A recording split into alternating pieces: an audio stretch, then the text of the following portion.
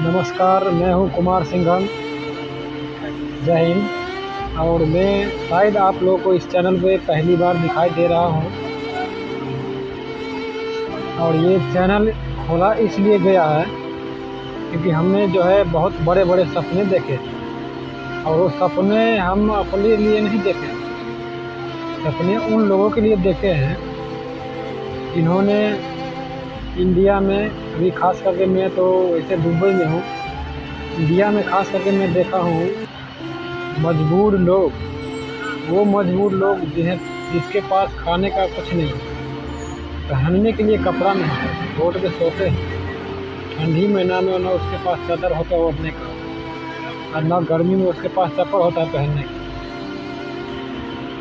तो उन सपनों को पूरा करने के लिए मैं ये चैनल बनाया हूँ कि हमें लगा जो भी इसमें